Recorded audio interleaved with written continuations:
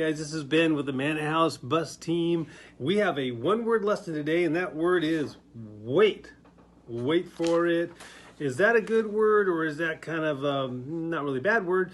But what does that word make you feel like? Well, sometimes to some people, waiting is kind of an exciting thing, like waiting for the ketchup to come out of a bottle onto your fries because that tastes good. Or waiting is like waiting for that trick, that card trick to happen. What's going to happen? Where is it? Wait for it, voila, there it is. Or maybe waiting doesn't feel so good to you. Maybe waiting is like waiting for the rain to stop last Tuesday so you can go back outside. Or waiting is like waiting for the pedestrian sign to change so you can cross the street already, all right? So, well, today we're going to learn a little bit different thing about waiting. We're going to look at the Bible and we're going to find out what God thinks about waiting, and it's going to be different than you expect. 1 Peter 3:20 says, God waited patiently all the days Noah built his ship. Well, if you don't know this story, this is a story about long thousands of years ago where God knew a flood was coming that was going to flood the whole earth, and he needed somebody to help save people and all the animals on the planet. Well, he picked this guy named Noah who had a family, and he told him to build a boat big enough for all of that. Well, a boat had never been built before. People had never used tools like that before. Well, Noah had to learn everything, and God had patience with him. I know what that feels like because I took a job building things years ago. I didn't know anything about any of it. There were no plans. I didn't know what to do. And like Noah, you think I hit my finger with a hammer a few times? Ouch. Yes, I did. Do you think I made mistakes? Yes, I did. Do you think I had trouble communicating to people to explain something that had never been done before? Yes, I did. But now I'm much different. I've learned, and I'm the product of patience on somebody else's behalf for me. So if I was told to put these two pieces of wood together, watch this. I know exactly what to do. I line them up. I get a clamp. Why do I get this clamp and clamp it to the table? Because I don't have three hands. And I use safety glasses to protect myself and be a good example. I also know I need to drill 2 holes, and I know the right size drill bit. I know how to put it in the chuck. I know what speed to use. I know how to position the tool and drill down 1 hole, 2 holes. Also know not to drill so deep that I drill into the top of this dining room table. There may not be enough patience for that. I also know what size screw to use and how long to make it, so again, I don't drill into the top of the dining room table. There we go. 1 screw, 2, done. Clamp is off, and we have 2 pieces of wood that are firmly together and straight.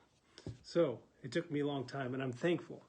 But now there's something new being built, and it's called God's church, and the Bible writes all about this, and God has just as much patience with us building his church as he did with Noah back then. Listen to this, in Romans 8:20, it said, the created world itself can hardly wait for what's coming next. Everything in creation is being more or less held back. God reins it in until both creation and all the creatures are ready and can be released at the same moment into the glorious times ahead. Meanwhile, the joyful anticipation deepens. That sounds a lot like the days of Noah, but that is written about today in us and the building of the church with God and trust to Jesus Christ and his saints like me and like Cassidy and Jotham and all of us who are part of building his church so that when the dangerous times come, you will be saved. In Psalm 130, verse 5 and 6, it says, I pray to God my life for prayer and wait for what he'll say and do. My life's on the line before God, my Lord, waiting and watching till morning, waiting and watching till morning.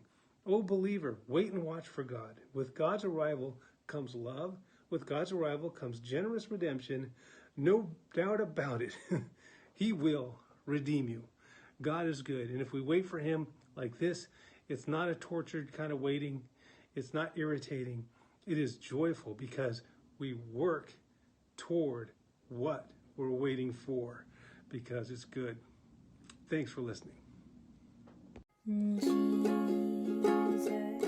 we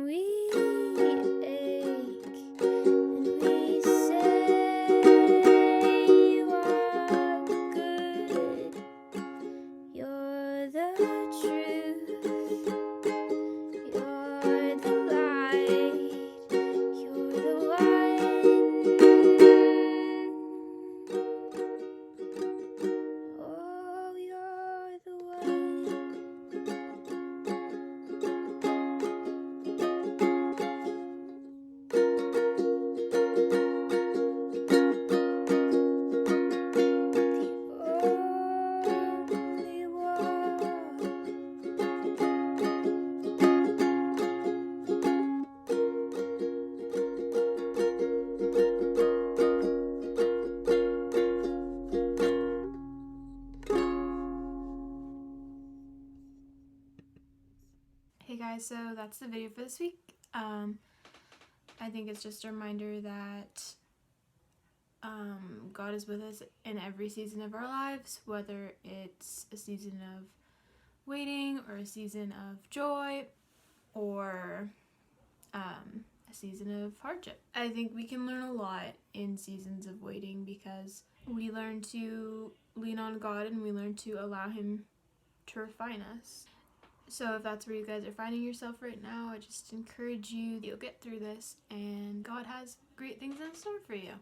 So yeah, I think that's all I have to say. I hope you guys have a great week and see you next time. Bye.